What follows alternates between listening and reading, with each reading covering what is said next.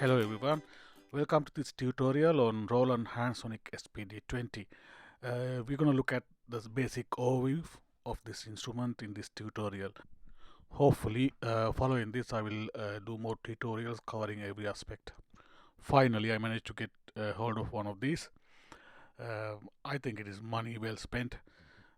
My wife wouldn't think so, but I really love this one.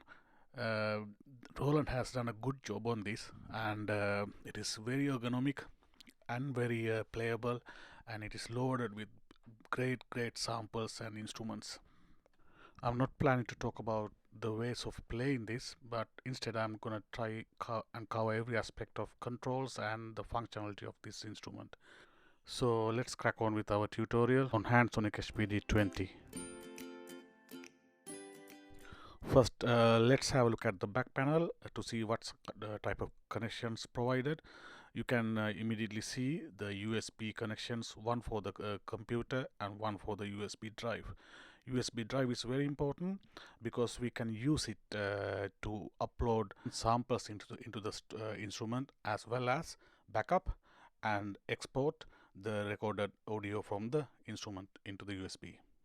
And the power connector, as well as MIDI in-out connectors to control another external MIDI instrument if needed. On the top row, on the right side, what you see first is the mix in stereo. You can use a device carrying your music and plug that in there and jam along with it. Then you have the audio outputs right and left, and the phones out where you can plug in your headphones, monitor your performance. The lower row is dedicated for the external devices that you can plug in to expand this to for a better performance. The foot switch, you can plug in a foot switch to control different parameters of this instrument. Triggering one is for the kick pedal. You can buy a separate kick pedal. Roland has one called KT10, so that you can use it to trigger the bass drum when you play drums. The other one is for the hi-hat control. Again, Roland has a pedal called FD9. This will open and close the hi-hat. We have covered all the connections, and let's have a look at the bottom of the instrument now. As you can see, there are 6 soft pads keeping it nice and steady on flat surfaces, and also there's a middle square area for the stand. There's a specific stand for this from Roland called PDS10. It can be fitted onto this firmly using the screws provided. Let's look at this in the manual. The USB connectors, MIDI connection, and the power supply. And if you go down, the mixing jack and the outputs, phone jack, and the different connectors for the extensions. And you scroll down, you can see the stand that we're talking about, PDS10, and how it is fixed onto the instrument. Let's look at the business end. You can immediately see the playing pads. They are given names for our convenience, different names: M1, M3, M4, M2, and M5 in the middle. And then you have the small ones at the edge, and they are named S1 through to S8. It's illustrated here in the manual, the pads and the numbers given. So main pads M and sub pads S. Pads are very soft and touch sensitive, very comfortable. HPD 20 comes with 850 instruments and 200 kits. That's a massive number of instruments. Each one of these pads can have 2 instruments which can be layered according to the velocity that we are playing with. It's important to understand that concept, and we'll talk about it later on. Now let's have a look at the front side controllers. The first the obvious ones, the power button, I have already put it on, just press it down. And then we have the volume controllers for the phones, which controls the headphone volume. And then you have the overall volume control right here. Then here we have a real-time modify system. You can modify the pitch or the effect of a tone.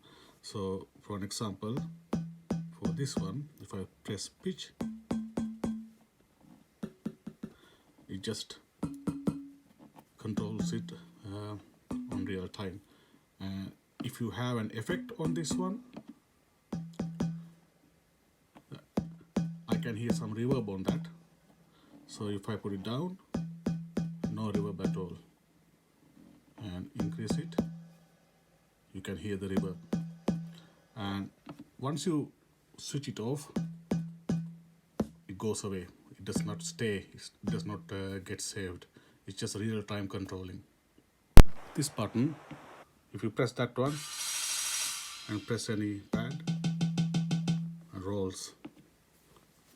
Just a gimmick sometimes you can use while you're playing. This is the kit button, and we press that to select our kits, and then you can see 3 buttons there. They are called function buttons. The function assigned to them changes according to the item that you have selected in the menu. So you can see here it is displayed what functions are assigned. For an example, if I press menu, and if you want to select one of the categories, you press that button just underneath it. That makes it very easy and avoid having lots of buttons. And then you have the quick record button. You can start recording your performance in real time. If I press that one, and it will say record. If I press that, and then okay, stop that, and then you can play it back. Once you finish recording, you can even export it onto a USB drive if you have one connected, and then you can play that in your computer.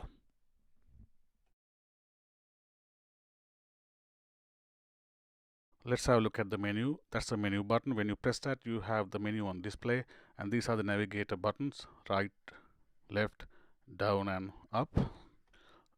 We navigate to the menu item that we require, and then we select it by pressing the enter button.